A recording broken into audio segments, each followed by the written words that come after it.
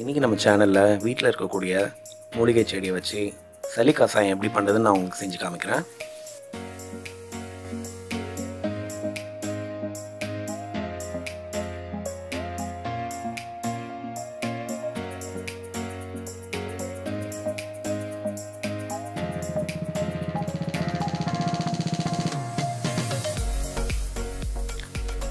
இதுக்கு ஃபஸ்ட்டு கற்பூரவள்ளி செடி.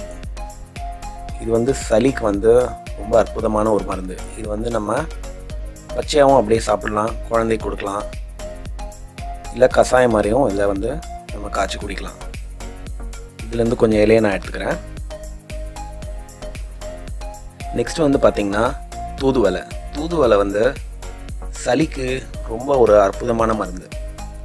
இந்த செடியில் பார்த்திங்கன்னா நிறைய முட்கள் இருக்கும்.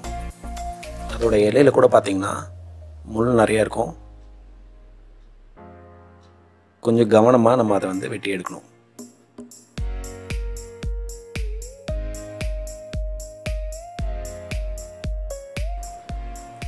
அடுத்தது பார்த்திங்கன்னா துளசி செடி. துளசி செடியிலே இது கருந்துளசி. இதுவும் சளி காய்ச்சலுக்கு ரொம்ப ஒரு அற்புதமான மருந்து. இதில் கொஞ்சம் இலை எடுத்துக்கலாம்.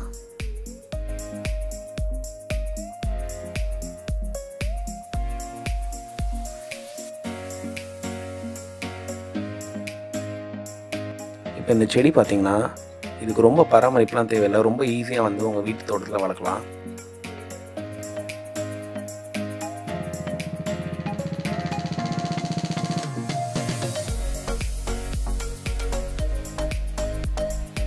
ஸோ ஃபஸ்ட்டு இதை நல்லா கழுவி எடுத்துக்கணும். ஏன்னா இதில் சின்ன சின்ன பூச்சிகள், சிலந்திலாம் வலை கட்டியிருக்கோம். ஸோ அதனால் கஷாயம் காய்க்கிறதுக்கு முன்னாடி எல்லா இலைகளையும் நல்லா கழுவி எடுத்துடணும்.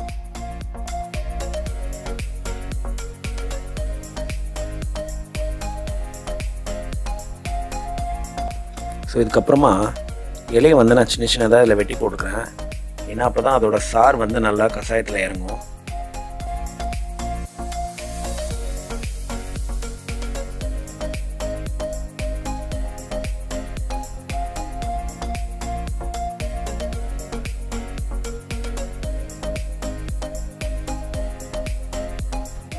தூதுவளை செடியை நறுக்கும்போது கொஞ்சம் கவனமாக இருக்கணும். ஒரு முட்கள் கையை பதம் பார்த்துரும்.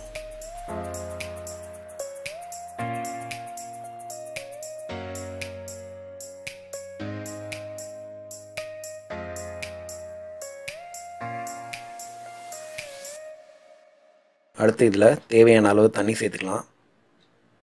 இந்த பாத்திரம் நிறைய நான் இதில் தண்ணி சேர்த்துருக்கேன். இப்போ இந்த கஷாயம் எவ்வளோ தண்ணி விட்டுருக்கீங்களோ அதுக்கு பாதிக்கும் குறையிற அளவுக்கு இதை சுண்டை காய்க்கணும். ஸோ அடுப்பு நீங்கள் ஸ்லிம்மில் வச்சுட்டு இது நல்லா கொதிக்க விட்டுறணும்.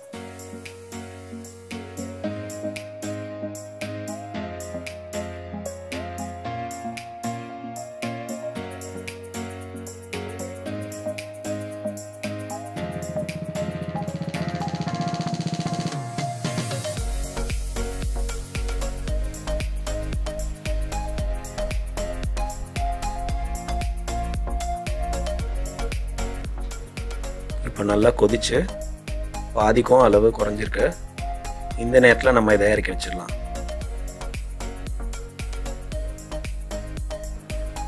இப்போ இது ஆறுனதுக்கு அப்புறமா இதை நம்ம குடிக்கலாம்.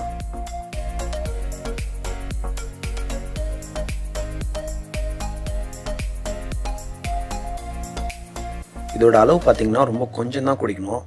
ஒரு சின்ன டம்ளர் அளவு தான் குடிக்கணும். ரொம்ப நிறைய எடுத்துக்கூடாது. இந்த துளசி தூதுவளை கஷாயம் குடிக்கிறதுனால என்ன ஆகும்னா உங்கள் நெஞ்சில் இருக்கிற சளி கழிவு மூலியமாக வெளியேறிடும். அது மட்டும் இல்லாமல் உங்களுக்கு ஜுரம் இருந்தாலும் அதையும் இது குணப்படுத்தும்.